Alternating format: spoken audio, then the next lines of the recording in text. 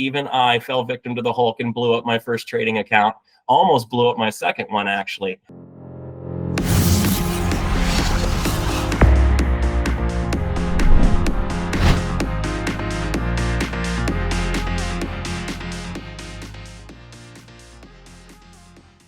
I only have two responsibilities. One of them is to talk. The other one is to hit that button. It says it's recording. Okay, cool. All right. Hello, everybody. Good to see everybody again. We had a really fun session this morning. I don't know why I like to talk. Y'all like to talk. So we already started doing some stuff. So we're starting a couple minutes late, but let's go. So today we're going to be talking about advanced volume and price analysis. Here's the disclaimer, read and peruse. In advanced volume and price analysis, we're really going to be talking about like the real fun stuff here. Now, for many of you, this might be a little stereo instruction-y in a couple of spots here, and it's going to take you a little bit, but this is the part, if you, for a weird analogy, I want to think of it as being like a musician. When you learn to be a musician, there's a really lot of boring stuff you got to do before you get to be a musician and you get to go actually out and be a proficient at the instrument and turn what is technical into something artistic, right? A musician really takes a mathematic model, right, that is attached to a board in some way, in some fashion, and they use this math and this beautiful math, and they combine it in a way that elicits tears, right? Because it's just so artistic. But really all it is math. All it really is math being provided in a way that elicits a response, right? So like music can become artistic, your trading can become artistic. And that's really what we're after, right? We're really not looking just to take a trade because of a certain thing. We actually want to understand what the market is made of. What is the composition? Where is it going? Why is it going there? We want to be able to read accelerandos and decrescendos, and we want to be able to see what makes things move faster and slower, and why are we going here and why aren't we going there? These are all the things that really help out, because as a stock trader, a lot of what you're going to be doing is working on technical things like when to get in and how to make money, when in reality, all you really got to do is know which direction it's going in, right? Risk management becomes amazingly less complicated when you pick the right direction, right? And the main ways to do that are what we talked about last session when we were talking about auction theory, right? And what actually drives the market and incentivizes those things. And then we have the volume and price analysis. And those are, along with our order book and those other things that really helps. Now, you guys have already met this guy a couple of times now. This guy is the Hulk. This guy is me. This is the guy I'm trying to avoid at all times, but he did cost me a trading account at one point in time. Just so you all know, as you struggle and progress, yes, even I fell victim to the Hulk and blew up my first trading account. Almost blew up my second one, actually. And that was about 5 years ago now. So it's it's been a long road, but it was tough. But it's happened to us all. So say hi to that guy. Try and stay away from him. He's a real pain in the butt. This is what I'm going to try and get through. So yeah, okay, let's do this. So a lot of programs that you find out there teach you that if you learn a special pattern, right, that you will be able to consistently create profits. Unfortunately, it's not that easy, right? But it's not that easy, right? If it was, everyone would be able to do it after a 30-minute online course. Here we preach the long road, and shortcuts aren't going to get you there. And in order to be a good day trader, you need to be able to master momentum. You need to be able to learn how to identify which stocks have high probabilities of giving you large percentage moves. And you need to be able to make a solid profit while you're doing it. If you're only trading with patterns, right, then you're only looking at the micro without really considering the macro. Because of this, you're constantly going to get stopped out of trades, confused. You're going to wonder why the pattern you're trading isn't working. And it's not working because factors outside of the pattern are affecting the stock price's ability to reach your target. The market maker has a job, and understanding their job is a vital part of being successful at your job. In this series, we're going to peel back the curtain. We're going to talk more about these market makers. We're going to utilize tools like VPOC, volume, and candle formations. We're going to talk about isolating orders in the market makers as they move positions around for large clients. And as they do, we're going to use their large liquidity to our advantage and dramatically increase our probability of success. So I want to introduce you to some cool guys. They're pretty cool. Charles Dow, Jesse Livermore, Humphrey Neal, and JP Morgan. A couple nice guys. Kind of dapper. What about these guys is so interesting, right? From these guys to, you know, even as new as like Richard Ney, Anna Cooling, many other people, right? They all have been stock traders. They were all super successful. What did they all do to read the market that they had in common? They all used volume and price to anticipate where the market was headed. Before they had the ticker tape, today we have a computer screen. Even though our technology has advanced, the principles that drive the market have not. It's driven by demand, and demand is volume. Today, with modern trading systems having so much information at our fingertips, we can often overcomplicate the most basic of principles. That is the stock that I'm trading even worth trading, or am I just feeding market makers, right? A big part of this whole thing, right, when we're having stock trading issues, we go back to the day and we realize I wasn't even on the ticker that was moving that day, right? I don't know why I did that. I think it was 3 days ago on Amazon. I don't know. I was really into Amazon because it was near R6 or something like that. I got super dialed into it. I'm like, I'm in Amazon. I'm sitting there waiting. 15 minutes goes by. 20 minutes goes by. 30 minutes goes by. Amazon's not doing anything. I'm just sitting here. Everyone in the chat room's like, I went AMD from here. I went Apple from here. I went Microsoft from here. I literally picked the only tech ticker that did not move, right, as everything else moved. And then I went back and looked at the order book, and what did I notice? Order book was super balanced. The volume leading in was probably a little leaner than it should have had, right? It really wasn't in play, right? So I kind of got involved on a ticker that maybe really wasn't that great, right? In this series or whatever, I'm going to cover basically all the major aspects of VPA that we need to understand in order to start adding it into your trading. So hopefully by the end of this, we're going to be able to eliminate some of the emotional trading, right? Not by tackling your emotions, but by actually allowing you to know what's going on. I always throw out lots of analogies. For me, this is the analogy of what happens in the difference between running through the dark when you're running through the dark with no lights on versus running through the dark with night vision goggles on, right? It's a very different way of running through the dark. In both instances, you're running through the dark, right? When you're not using VPA, right? When you're not paying attention to these kind of things, you're basically just running through the dark, right? There's orders, there's walls, there's all kinds of different things that are going to be in the stock's way, right? That's going to keep things from getting where it needs to get. Range, price, volume, all these different things are all going to impact how the stock moves. And if you're not paying attention to those, then you're literally just running through the dark, right? Just hoping you're not going to run into something.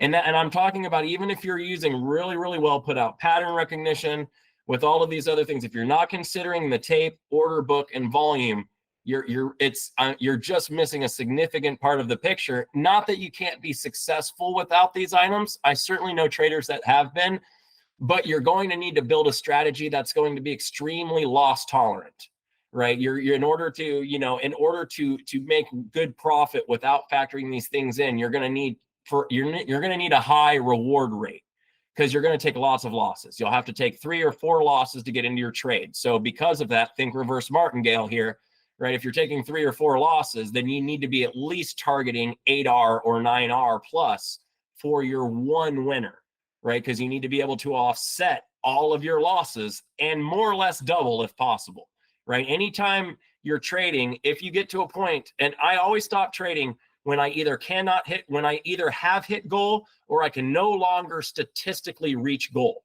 right? So if I've lost 4 trades in a row, right, and I only go for 4R on each trade, I stop trading, right? Because I would have to now win 2 trades in a row to get to goal. I've already lost 4 trades in a row, right? Very unlikely I'm going to do that. So because of the low statistical probability for success, I will stop, lick my wounds, and come back the next day, right? But if I hit goal, I stop for the same reason, right? Because the statistical probability of me continuing to make money at this point after I've broken my goal is actually lower than it was before I started, right? So I've now hit goal, time to stop. So we always have to consider volume and all of these things to stay consistent.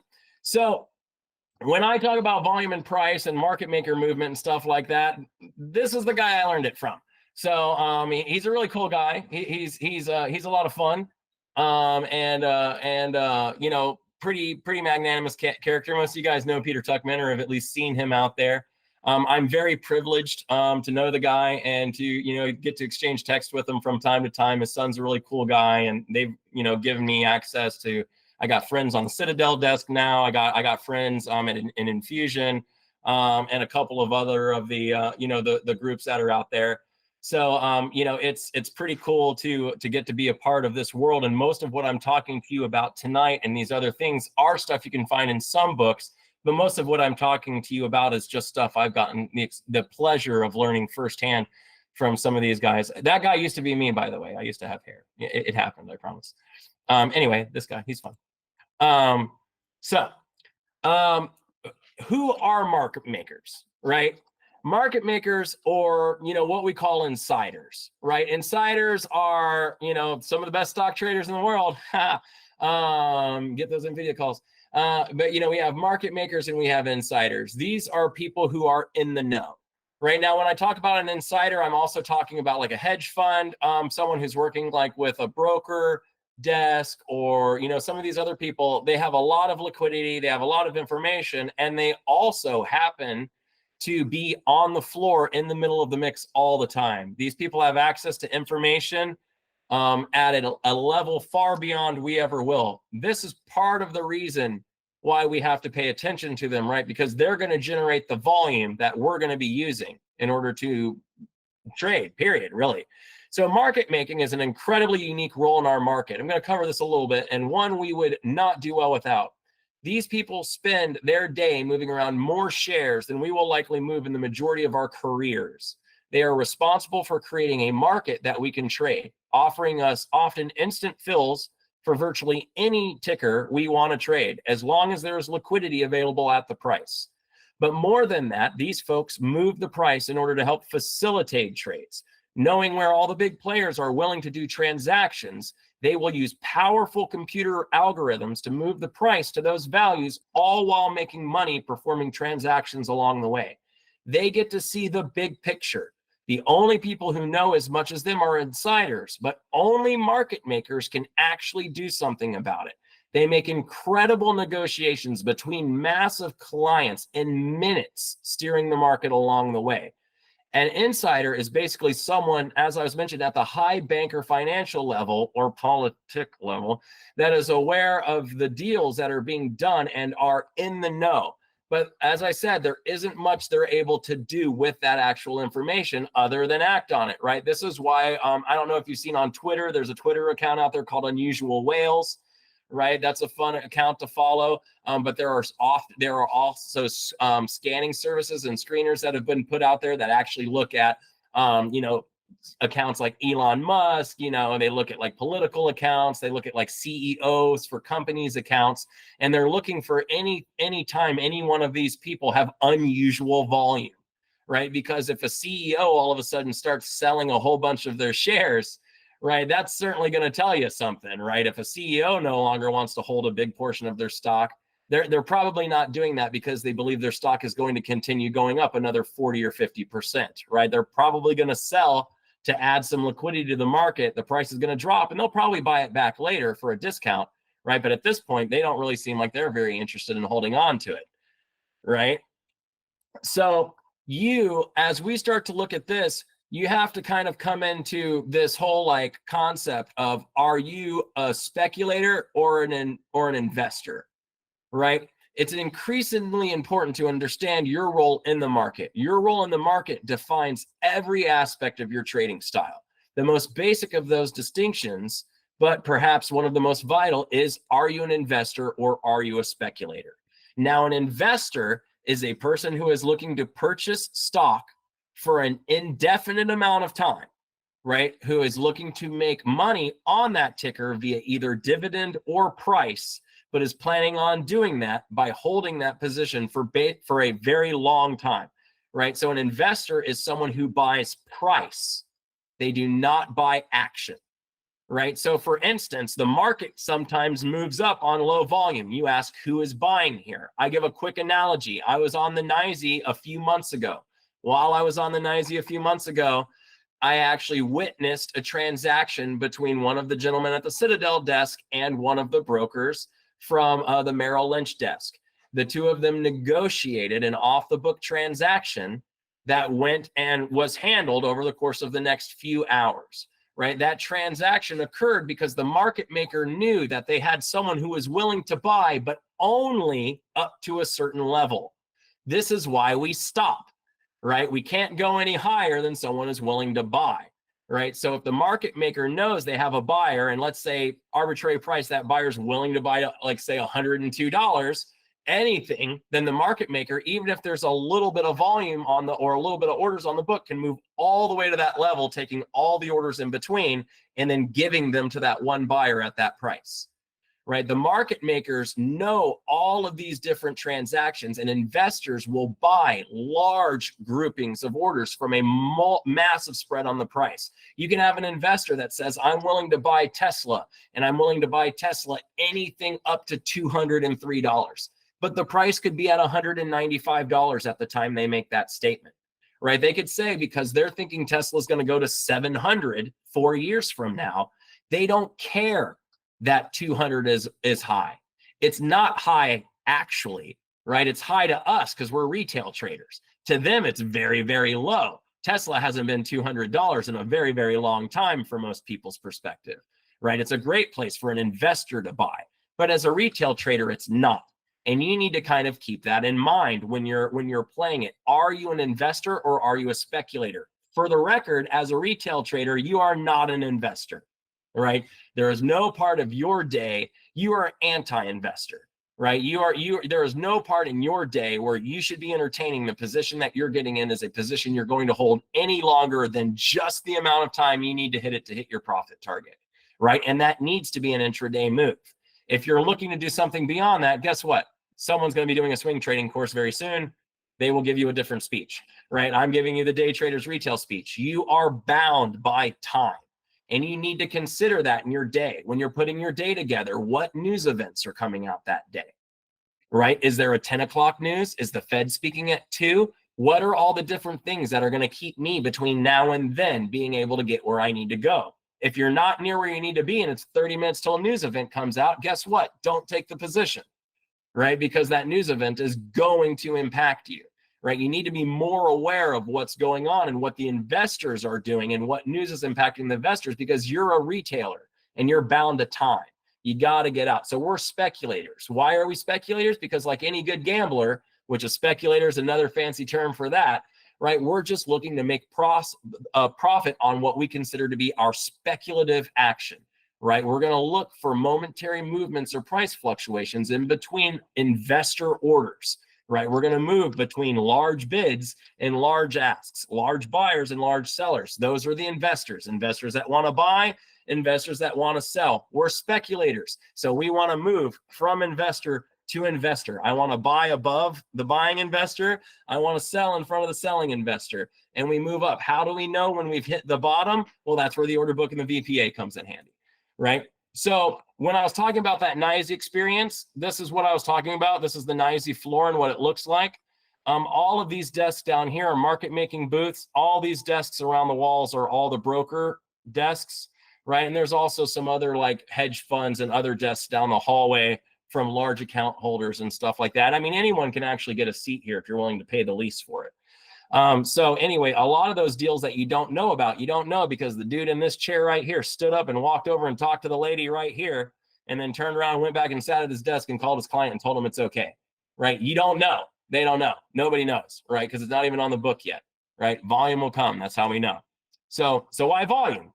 It is the great equalizer, right? When we talk about volume, we're really referencing is demand. Demand directly influences every aspect of when a stock price moves. It's action, everything. A stock with demand will be easier to trade. It's going to be more likely to hit targets. When I speak of demand, I do not differentiate between buying and selling. Demand is demand, whether it's good or not. Just like the traders of the old days, what we're doing is we're following the volume to see when stocks have a change in demand. We use gappers lists to find a stock with quick price movement and add high volume to the criteria, so we find stocks with better catalyst. Volume, by the way, works on every time frame, right? So with volume and price combined, you can anticipate when a stock is starting to change directions. You can see when the range, where ranges are, and anticipate the movements between those various ranges. There are many places in the market large players can hide. They can sell in small lots. They can pass their orders through different routes. They can buy and sell over minutes, hours, days, and even weeks. And when I'm saying different routes, I mean different feeds, right? Not every order book shows all the orders. You got ARCA route, you got DX feed. If a market maker wants to try and hide on you a little bit, they'll send some orders through one, some orders through the other. So not everyone's seeing the whole picture. Wait a minute, why do I got orders at 200 on DOS, but I don't have orders at 200 on Bookmap? What the heck's going on here? That's because they're being routed on a route that you don't see, right? They know all this stuff. Their algos have this. They have smart routing, right? Their algos know how to hide their traffic and how to do the things. What can they not hide? Volume. No matter what happens, when the tape hits the print hits the book, we see it, right? So that's why we're constantly looking at volume, right? So they can hide a lot of places, but they cannot hide their volume. At some point, we're going to see where they are performing transactions. Therefore, we can anticipate where their next move will be and even when it will happen. It doesn't really matter what they say or do when, just when they start, we will be there and we will be ready to ride the momentum, right? And we will enjoy that momentum until it's gone, and then we will disappear and move on, right? Because that's what we do. We're speculators. Think of it this quick analogy. You guys know I was country, still am just a little bit, right? And one of my favorite things to do is go to the auction house and watch auction bids. Still obsessed with it. I went to the county fair actually a few days ago and watched the hog auctions. I actually took my son down there and we had a blast. Whenever we would go down to the auction when I was growing up, we could always figure out wherever the biggest auction was in the entire auction yard. How do you figure that out? My dad had tossed me on the shoulders, right? And I would just look around and see where all the people are. Wherever there was a whole big crowd of people making a whole lot of noise, that's where it was, right? That was the auction. That was the good stuff, right? Whatever was going on, it had to be there because that's where everybody is. And that's what we do. That's volume, right? When we're looking and when we're scanning and we're looking for these different things, we want to ticker with volume because that's where the auction is. That's the good stuff, right? Whatever's the fun thing that everyone wants to play with right now, that's where it's at. And that's what we want to play with, right? Because we can see it and we can go on there, right? So now when we're market makers, they have one goal, right? And the goal that they do is they make money, right? Now, market makers do not make money, right, by moving price, right? Market makers make money by transactions. They're like a warehouse, like an Amazon, right? Amazon doesn't make money, right, by making computers.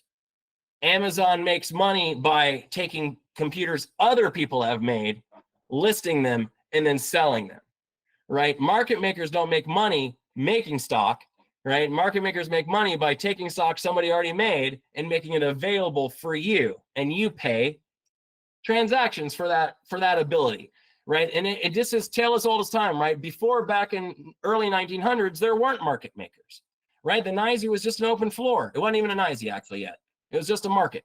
It was a big open floor. That's why I had big doors that opened right out to the thing, because you wanted to be able to walk a couple cattle in there and actually like let people see kind of part of the herd before you walked them out. So they literally had to walk right out to the door. And that's why they could walk them in there and they would auction them right there, right? But then somebody said, you know what? Maybe we don't have to bring all the oranges in, or maybe even any of the oranges. Why don't we just inspect the oranges, say what the quality is, and then give me a piece of paper for how many oranges you have. I'll take that piece of paper to the floor, and then I'll sell that piece of paper to somebody. Okay, cool. Well, then there was somebody who was saying, you know, there might be an even easier way to make money. Instead of being part of any of that process, what I'll do is I'll just wait for someone to bring paper in here, and I'll just buy the paper and hold the paper. And then when somebody else wants the paper, I'll give them the paper for a higher price. That person became a market maker. right? This used to be very affluent families, right? That ended up setting up desks on the NYSE, central desk locations, and they were set up by popular families, right? That had wealth and that had things because they could afford to buy agriculture, stock, and these other things and hold that and sell it to somebody else. And they would hold the paper and exchange the paper. In time, that capitalized a titch, right? And it has now become what it is today. But the principle in which they make money has changed zero, right? Like them, the market makers are going to warehouse and then they're going to create the market in which we are going to move. When I say create the market, I literally mean create the market, right? So when you're looking here, I want you to see these different indicators here. Notice right here, see how there's a straight line moving all the way up and down? That is one singular market maker that just took orders off the book. When I talk about a market maker handling orders at prices, I'm talking about all the prices, right? When a market maker puts out prices, they don't put a price out at one price, two prices, every other price. They're putting out orders all the way across the book from top to bottom, right? So you can actually see that this market maker took their orders off, probably leading into a news event. See how the book went dark right here? See how it's 8:30 and 8:15? That's because during these news events, the market makers pull their orders off the book. This is, by the way, why you have volatility after news events. News events have volatility because they go low float, right? We have no orders on the book and we have an unusually large amount of volume with a very lean book. So we get high volatility. This is why news events bounce all over the place and you can't trade them, for the record, in case you want to know. When the market maker, after the news events, this market maker starts building the order book. Look how it looks like a ripple instead of a line. That's because the algorithm is building it from the inside out, down the bid and up the ask. And because we're moving forward in time and it doesn't do it all at the same time, right, that ends up being a ripple. So you can actually see orders on and then the orders come off again. Doink. Why? Because another news event was coming out, right? Then the news event was over, orders come on, more orders come on. This is why it's better to wait 15 minutes to trade, by the way, for anyone who hasn't gotten this book part yet, right? The reason why it's better to wait for 15 minutes is because in the beginning of your day, on the opening range, in the first 5 minutes, your order book looks a lot more like that. Dark, a lot less orders. Over the course of the first 5 minutes to 15 minutes, your order book actually gets constructed. You actually have price discovery. You find all the various prices, they get put on the book, and then you can kind of really start trading. When you're trading before that, pretty much gambling, right? You have no structure to your order book. The market makers don't even know where the orders yet. I don't know how you know, they don't know, right? So, but by the time this stock gets to around this time period, you can see we have large bid here, bids to the top side, all kinds of sellers that have been put onto the book. Right. So this is what I mean by when market makers build the market and they make the market, they literally make the market, every single price from the top to the bottom. And larger market makers like Citadel, right, they build very big books, right? They got a lot going on here. Remember, some of these Citadel, Citadel, for instance, does like 30% of the market's traffic on most of the tickers you're working with on a day-to-day basis. Right, that's a lot of control coming from one entity. That's one of the reasons why my cams work so well too, by the way. Hopefully they get to 50%. The more Citadel gets, the better my cams are going to work, I think. But anyway, so again, more examples of, I want to show you what this warehousing looks, right? We're looking for a movement, right, down to the lower part of the book here at S3, where it's looking to buy. Why? Because there's buyers there. Where's it selling from? This is the ES, by the way, micro E-minis. 4180 is where it's selling from. We have a seller to the top side, buyer to the downside. Look at what happens. We run down here. This is a big VPA signal right here, and we're going to talk about those more in a minute. We squeeze right up. We hit that order at 4180, and then immediately reject and start selling back down to the bids. Right? The order book is what creates the highs and lows. Right? When you talk about, is it an ABCD? Is it a double top? Is it a triple top? Is it a head and shoulders? Is it an abandoned baby? Is it a cup and handle? These are all real terms, by the way. Is it a cup and handle? Is it a, whatever, spinning top, spinning bottom, doji? And I'll actually have a couple of those. Right? What we're really talking about is a slightly less complicated way to try and explain the very complicated mechanics of the order book, right? But what is happening is a direct response to the order book. All of these patterns, all these things you say and you call, these are all things that occur because of the order book. And they will occur the same way almost every single time once you understand how to read what's going on here. Kind of like being a musician again, right? In the beginning, you gotta learn how to read the notes. But once you get good at it, it really starts to become a pretty sweet song. So the first major principle, right, in the market making, real quick, yeah, Jacob, what you got? In the previous slide, Thor, if you the bookmap one. So let's say if it bounced off the 4170, right? You would get out of the trade. See, it's also a dark. No, because there was more weight to the downside.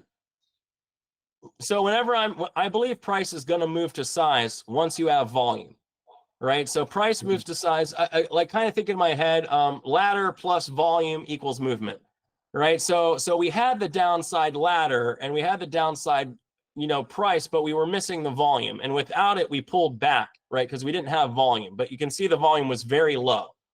Yeah. Right. And we're going to actually talk about that a lot here coming up. But you can see here as we pulled back, when we're looking for advancing volume, which we're going to talk about, when we're looking to advance, the classic Wyckoff signature for advance, right? This is Livermore or Wyckoff or cooling, right? As an advancement is a big volume, low volume, big volume, right? Big volume as you move, low volume as you pull back, big volume as you move. And that's, so if you think ABCD pattern, big volume up as it ABCs, and then D's big volume as it breaks out. And that's just classic for the VPA. So we had the big volume, the big shares to the downside to buy. We were selling. So it did look like we were going to go down, but we didn't have the volume, right? Or enough orders on the sell to get down to 4160 at that moment. So it pulled back. And when it pulled back, it went back and got a seller, distributed a little bit, and then ran for the buyer. Right. So and look at the volume change, right? Once we started moving towards the buyer, the volume really kicked in. And you can see we really started moving. Anytime we move downwards, big volume. Light volume whenever we move up, big volume as we move down. This ticker's selling, right? So that's one of the big things I want to hopefully get by the time we're done with this is I want you to be able to pick up a chart, look at it and say, is this ticker buying or is this ticker selling? Right? If you're looking at this stock right here, you could say without a doubt that this ticker is selling. Would you try and bottom this stock? Nope. You wouldn't try and bottom it until it starts to buy again. What's buying? Upward movement with high volume, right? You need to come down here, throw something like one of these guys, but then when it moves up, you need big volume as it moves up. What did you not have? Volume, right? It wasn't buying. It was just pulling back. It was buying, but it was buying on very low volume. And that's what's really important to understand. When a stock is in demand, it moves towards its excess, right? We talked about excess and imbalance in the last session, right? It moves towards its excess when there's volume.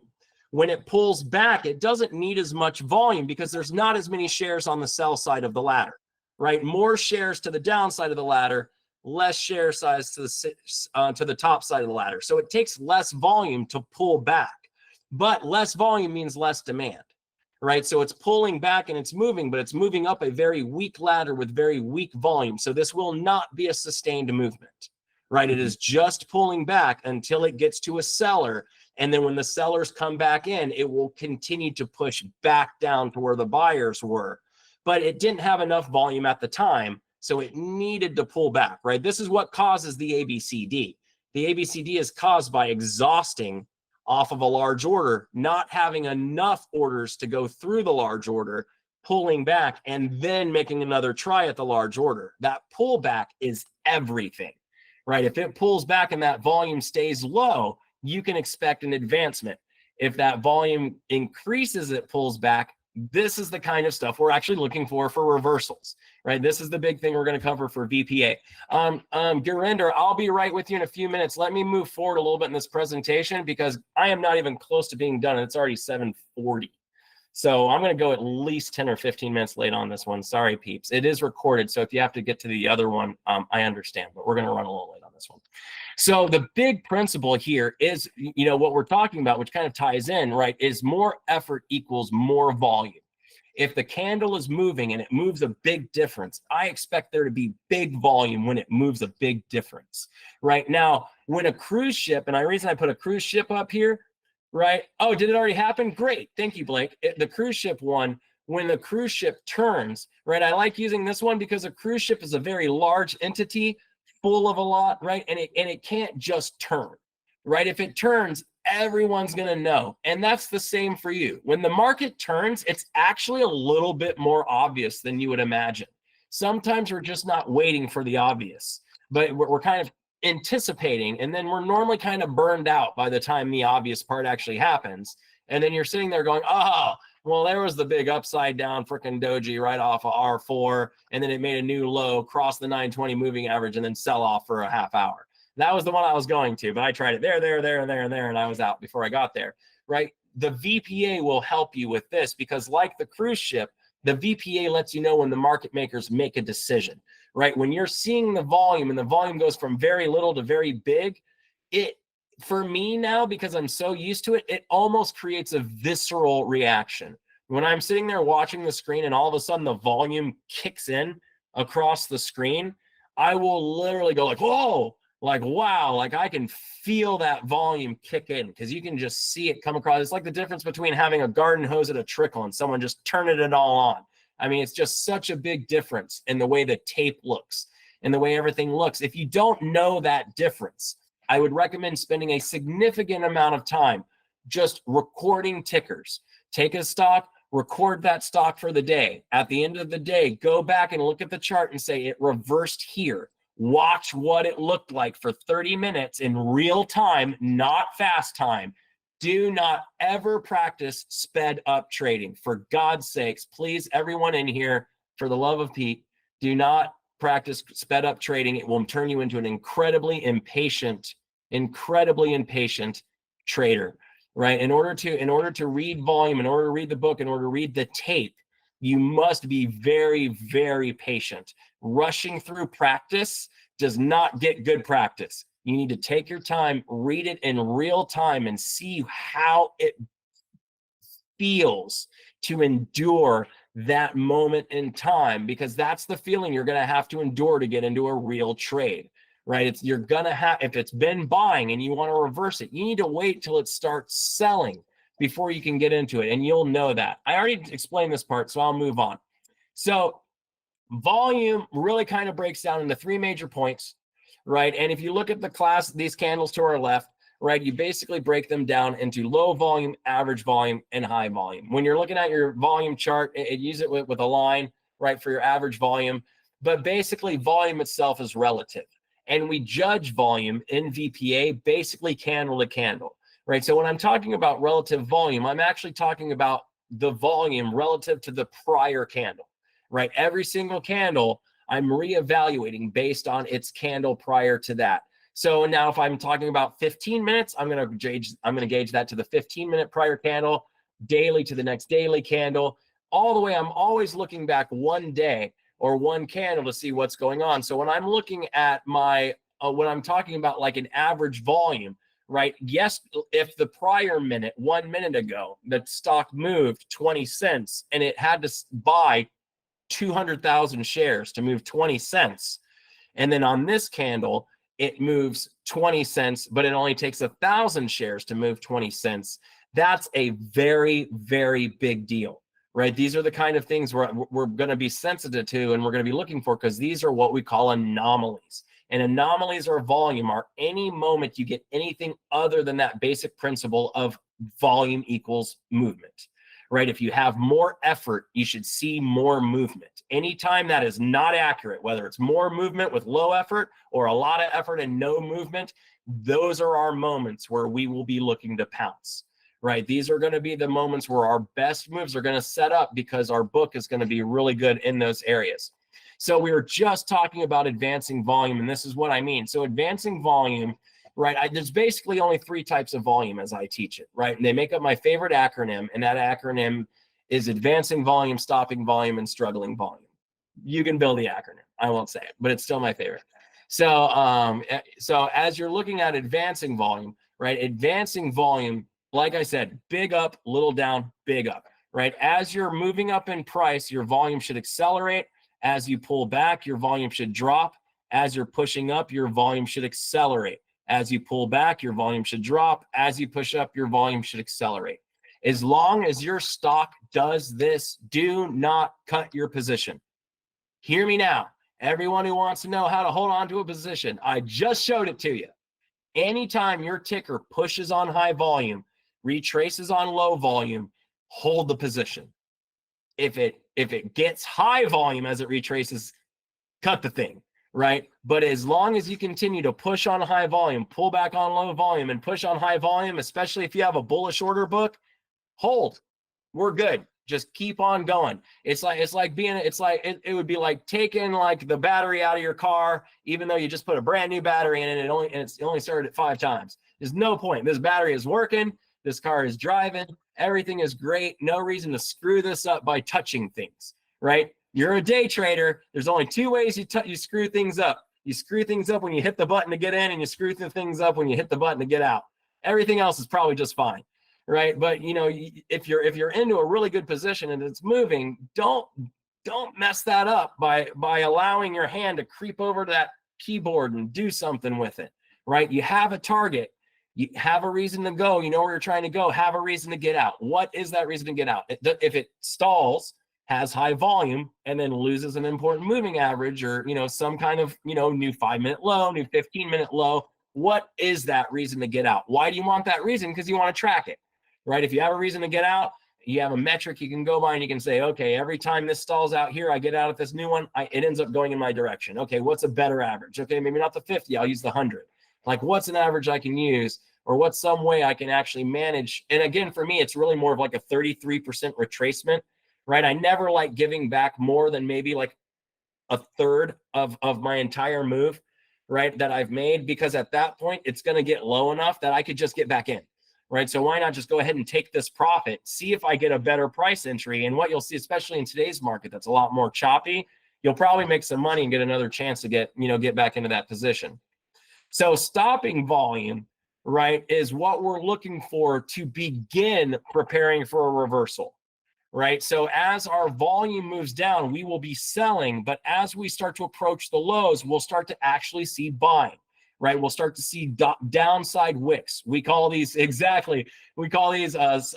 fireworks, aka Katy Perry's, or bottoming tails, topping tails, tweezers, you know, anything you want to call, right? It gets this lined look where you start having all of these downside dojis. And what it shows you is as you're pushing down, you're obviously encountering a large buyer that is absorbing the price, right? This is where you start to look for a reversal. You're not in a reversal yet, but you're getting high volume at a very specific price. Remember the anomaly: a lot of volume, not a lot of movement, right? We have big volume, but very, very little result for all that volume, right? And this tells you that something's happening. We're absorbing the price. Volume is absorption when the price doesn't move, right? That means we've found somebody big enough, right, to take this price and actually take it. So this is where we're going to do this, because if you remember before, what are our 4 phases that we're going through, right?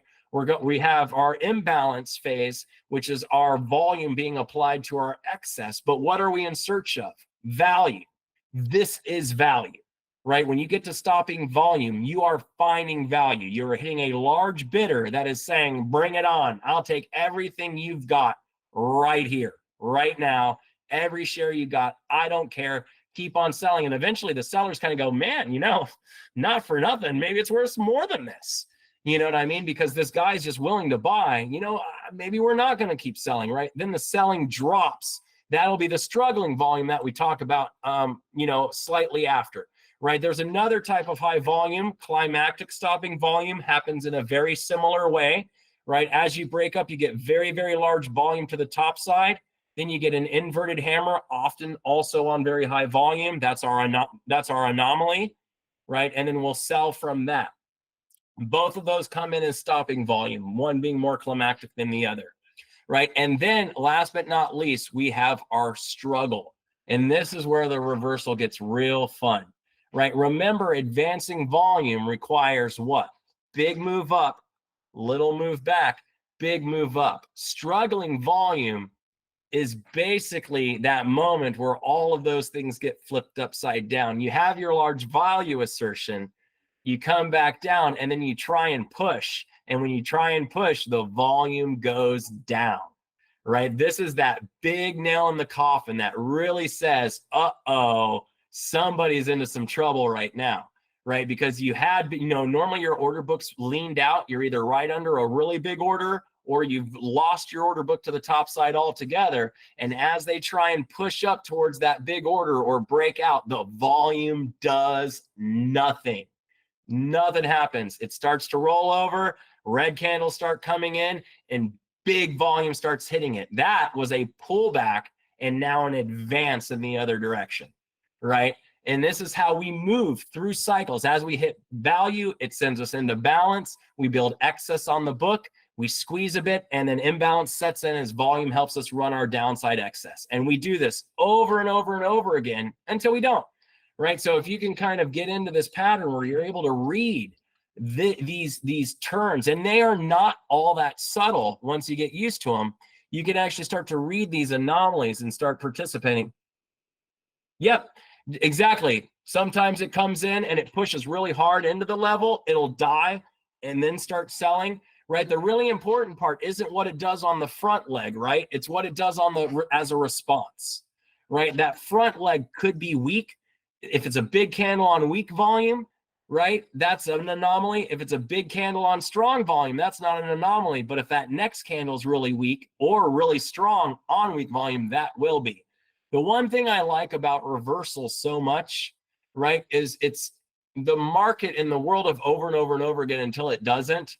Reversals set up a lot, right? And failure happens a lot more often than success. The only problem with reversals is they take time, right? And where many of us will get trapped is the reversals are actually quite easy, but the problem is they take time. So when we're looking at these three candles, right, these three candles are what we would basically call a hammer candle. All these candles are diagrammed in the same position. There is absolutely no difference between either one of these candles if you were looking at them on just a chart alone. However, if you looked at them with the volume applied, each one of these candles is an incredibly different candle, right? The first candle is a low volume candle, right, which we would expect to see in a testing environment or a pullback, right? The second candle looks like a fairly decent, average volume candle, which probably marks indecision and continuation, right? The high volume candle is a reversal indicator, right? So you can go from continuation to reversal just by adding a little bit more volume, right? It's a subtle difference, but it is a big one. Anna Cooling, really good resource on some of these if you want to see some new. I think she actually just came out with a new version of her book, if I recall, and it's in color, which is pretty cool. Here's another example, right? We have what's called the long-legged dojis, right? Once again, the long-legged doji on low volume is an indecision candle, but will likely be a continuation or a consolidation, right? At medium volume, it's a true indecision candle. It gives you literally no bias. You don't know if it's going to go up or go down, but the crack of either, right, is a play you can probably make money off of. The third one is on high volume, and it does mark the vast majority of your reversals, aka spinning top. Now, when I say spinning top, remember I'm referencing the word spinning top as in spinning dreidel, right? When they came up with this term, people used to play tops in the games with tops a lot. So when they say spinning top, they actually don't mean it's at the top. They mean it's a spinning top because it looks like a top. I don't know why they didn't just call it a spinning. I mean, I guess dreidels don't look like tops. They're like that or whatever. So, but anyway, so when I say spinning top, understand that the long-legged doji on high volume, aka the spinning top, can appear at the top or a bottom of a trend, right? But it is a massive reversal indicator. The vast majority of all isolated pivots that I love to trade off of form off of these bad guys. Narrow spread candles, right? If we're below average volume, it's a validation candle, likely marks continuation. On high volume, it's an anomaly, probably marks a reversal signal, right? If you're looking at reading volume, you'll notice this guy.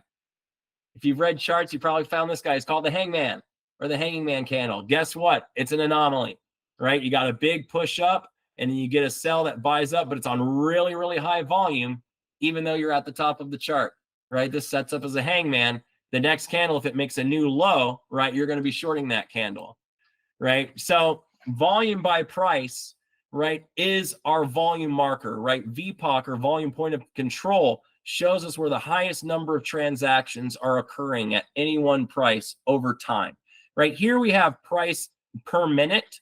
So this shows you the number of transactions that are happening every minute, right? This one shows you the number of transactions that are happening at every price, right? This is really nice for hunting whales, right? Because you can see here, it's a culmination of the upticks and the downticks, upticks and downticks, upticks and downticks. Wherever we have the most upticks and downticks that happen at the same price, that ends up being our VPOC, right? So we could see here on SPY 415, right, was where our big order was, right? This is where a majority of the transacting was being done. So we sold to 415 and then squeezed off of it a little bit, but eventually we had larger orders lower, sold down, back tested, and moved. But there was a lot of transactioning that happened here, right, before we moved down. VPOC, really nice thing. If we get a little buying in, 415 would be where we would expect to buy to, right? Because this is where we transacted before. This is where I would expect to transact again.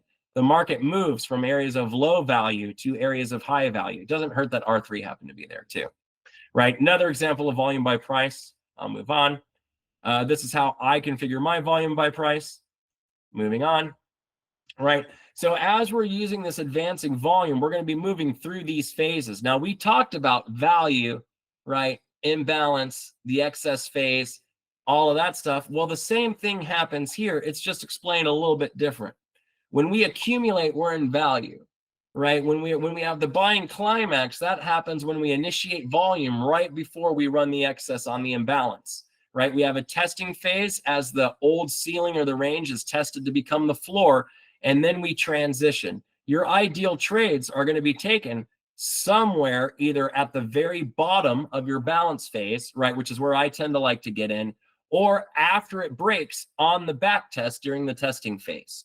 These are your two best entry locations for any across the range trend whatsoever.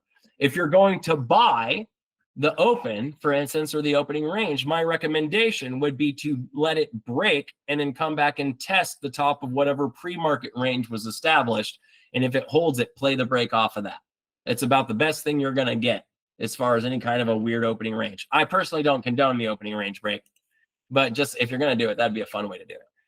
Buying climax example, again, those bottoming tails, right? AKA testing phase, some examples of what that looks like in this part, and then to our selling climax and kind of what, we're looking for there. That often happens right before we start to sell is when you will start to see big volume kick in, often top side hits of that seller before we run the other way.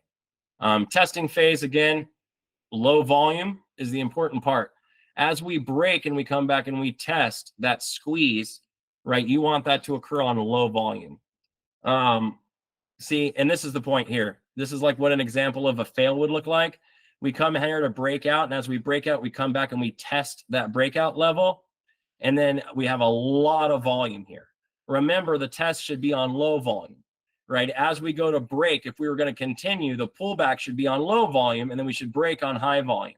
So we pulled back on low volume, and as we tried to break, we got high volume that shoved us back down. This next candle makes a new low, we're short, right? Because at this point, we've got high volume and a failure here. This is one of those really nice reversal indicators we like to use. We all know basic support and resistance. I'm low on time, so I won't stay there. The ISO pivot. The ISO pivot is my baby. I love ISO pivots.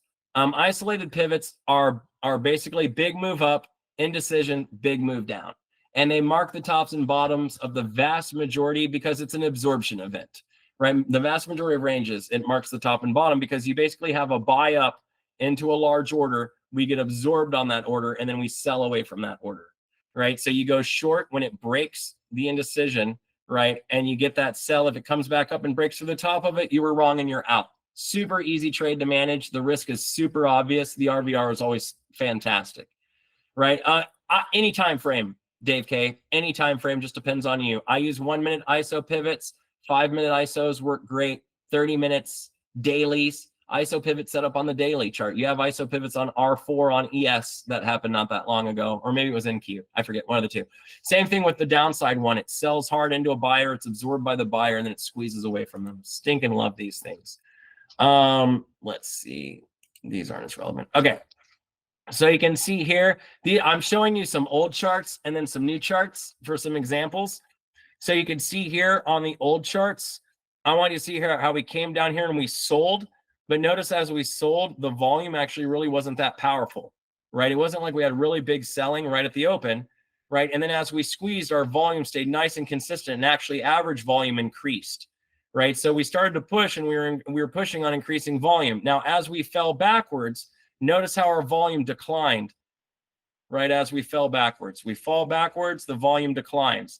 We come down in, we hit our buyer, boom. We get, you can't see it because this thing's in the way. Sorry. Hold on. Go back. I don't think I can. I don't know why that's there. I had that in a different spot. It moved on me.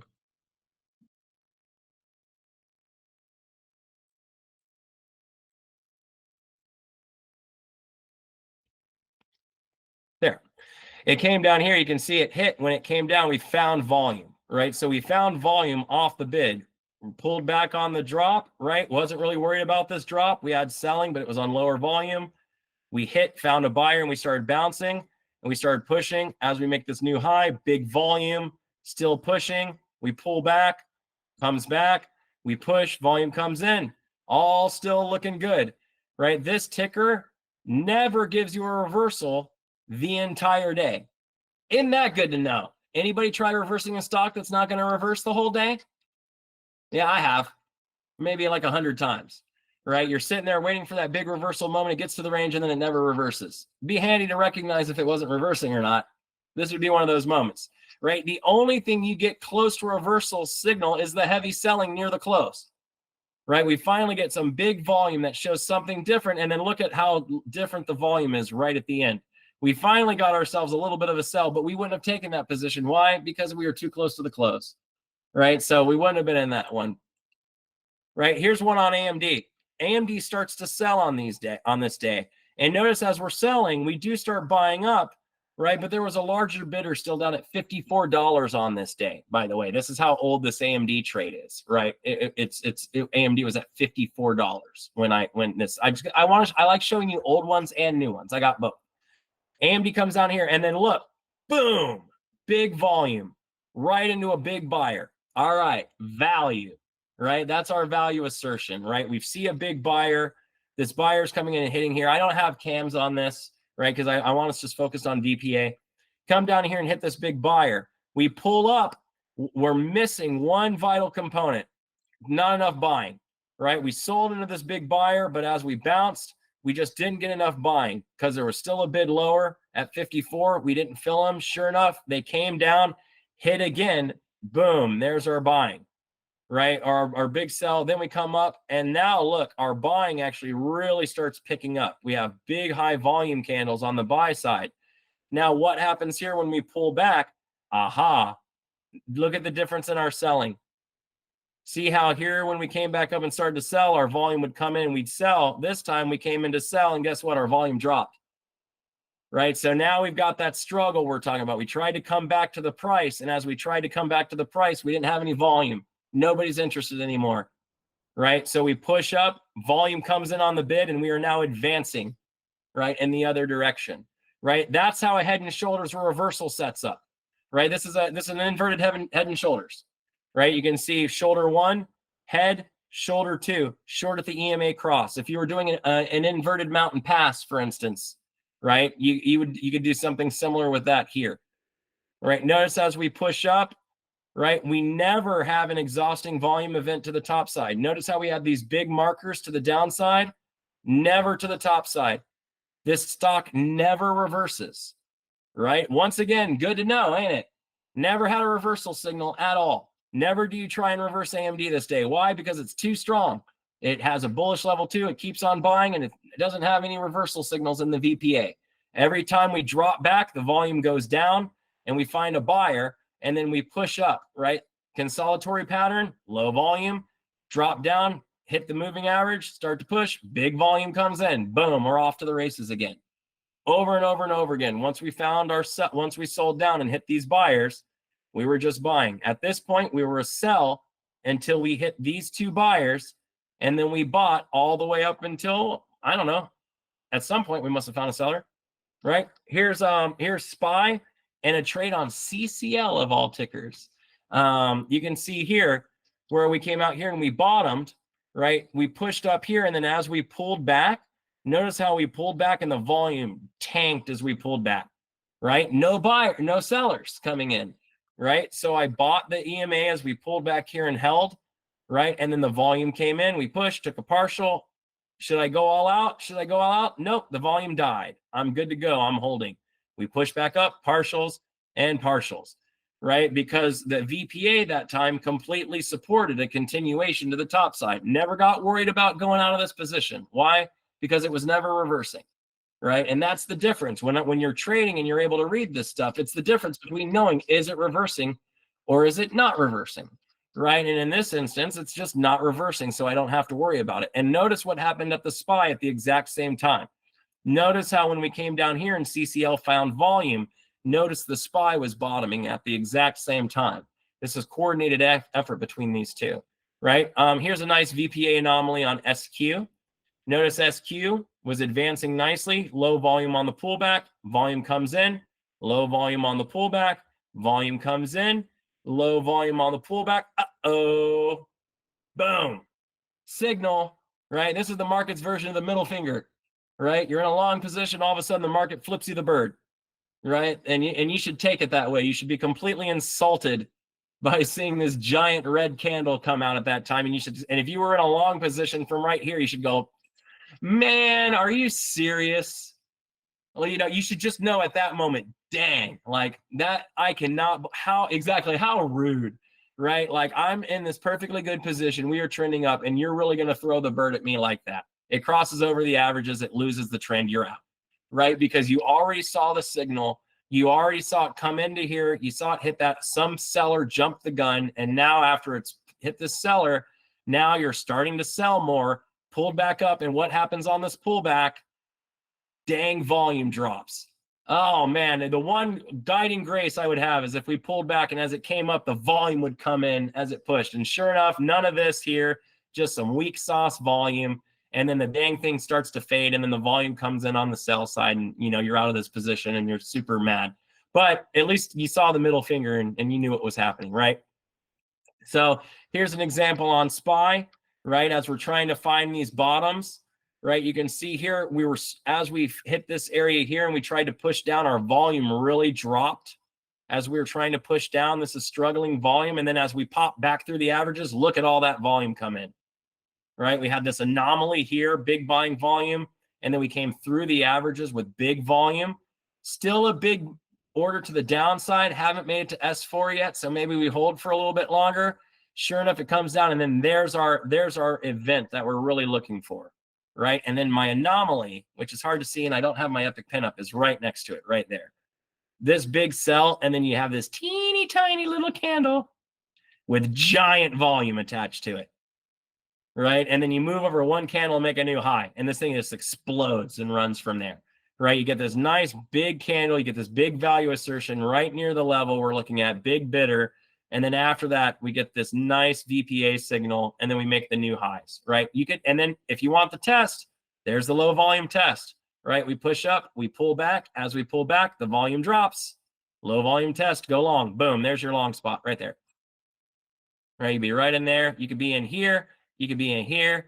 If you're a trend player, you could buy this one. You could buy that one, whatever you want, right? This stock never throws a reversal signal the entire time until you get right there. Look at that little teeny tiny candle, pretty darn big volume for such a little candle, right? And it moves away and it sells off right back down to this big buyer, right? All right, a couple more examples. I told you I was running long. Today, this is Oxy. Oxy's order book looked balanced, so Alex had pretty balanced action, right? Wouldn't it be good to know if you knew that your stock was never going anywhere? Right? This is what a stock that's not going anywhere looks like. Doesn't mean you can't make money. You just need to know it's not going anywhere, which means you're going to make money by playing the chop. You're going to sell the top, you're going to buy the bottom, and you're going to make money as it moves across. Notice how mixed the action is, but mostly selling on the way down. We hit this buyer down here. We try, where did you go? How dare you? We try to go down through to hit this buyer. We didn't have enough volume. Look at that big volume came in the wrong spot. And then we started buying, squeezed all the way back to the seller. There, where did that happen to happen? Oh, man, I almost wish someone had a book, and that book they wrote said something about buying a certain S3 level and doing it with, oh yeah, that's right, someone did. I just don't know who they are, right? I don't know. He's awesome. But you can see here, right, as we push down, we hit S3. As we hit S3, we responded with an immense amount of volume to hitting S3, right? The next candle, big volume as we hit S3, right? We push up, we pull back on our first pullback, volume pretty low compared to those. We push up, make a new high, we're off, right? We were a sell from R3 all the way to S3, and then from S3 all the way back to R3, right? You could have made money either direction you wanted to play this one. You had all day to do it. You could have had a trade at the open. You could have had a trade about 15 minutes in. You could have had a trade at about 10:45 or 10:50. You could, and you could have rode that all the way out to about noon. I think it actually ended up coming. I know it was at like 60.50 by the time I took the screenshot, but I think this actually came almost all the way back down to here, later point in the day, right? But we knew that was going to happen because we had a balanced order book, and our R-vol was, I think the R-vol was like 60 or 70%, right? So we didn't have volume and we had a balanced order book, so we played the chop. One more fun example. Carvana. I thought I'd throw this one on here. I like Carvana today. Carvana at the open. Anyone have any doubts about this order book at the open? That's a bullish looking order book right there, right? It's a bullish looking order book, man. If only it had buying. Oh, wait, it did, right? So this was a bullish order book with buying. This ticker was going up, right? So as long as the volume pushed and the low volume was low on the pullback, right, then you had nothing to worry about. Look what happens here. Big buy, big buy, big buy, little sell, advance, big buy, big buy, big buy. Oh, we push a little fast, pull back, sell, but the volume drops. Start buying, order book still bullish, buy, buy, buy, buy, buy. And then we stall out, and finally we get some big orders up here, and we actually start to sell. What's the big difference? Selling, and aha, we actually have a buyer, right? Only after we got up here did we actually bring on a buyer, someone who is willing to actually have a limit order to the downside to actually buy lower. Until then, we were just screaming up a bullish ladder, right? What's that look like here? We come up here. Look, when we break R4, look at the ignition volume. As we break through these orders and start running, we go right to R6. High volume, isolated pivot. Doink. We fade off of it, but our volume dies and our order book's still strong, right? So we consolidate for a minute, build our excess on the book, and we run the book to the top side. Big volume, big volume, big volume. ISO pivot right up near floor 3. And then we roll over for the rest of the day, big volume to the downside, right? But this one, you had two opportunities to try a reversal. You could have tried here or later in the day, even off of here. But ideally, because this was an R4 breakout, a trending R4 breakup from inside the range, you would have been long after this held and then broke up from R4. And if that would have been the case, you got this beautiful move from here all the way to here. Why would you have taken that move? Because it was buying and it had a bullish level too, right? So you're going to look for an opportunity to buy, and it actually got above R4 and then broke. So that one you could have played.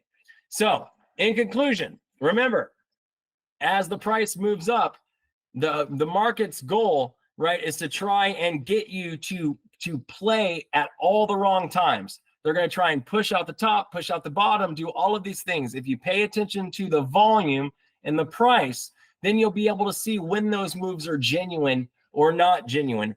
Keep focusing on all of those anomalies and really put in some time recording your charts, especially, and watching them in replay. Special shout out as I conclude. It's for my guy, Peter Tuckman here. Just wanted to say thanks, Market Maker 588, for, always letting me hang out and spend some time with you guys learning the cool stuff. Also a shout out to Deanna Cooling. Her VPA book still kicks butt, and I always like giving her a shout out for it. And other than that, there is also another guy who wrote a book. His name is me. You know, if you happen to be so inclined and you haven't already, you can always grab a copy there. I appreciate it. So otherwise, it is 8:15. I may have run a little long. I hope everyone enjoyed it. There will be a recording available for this, and I will have that to Mike here shortly. I hope everyone has a great rest of your trading day. As always, keep it green, peeps.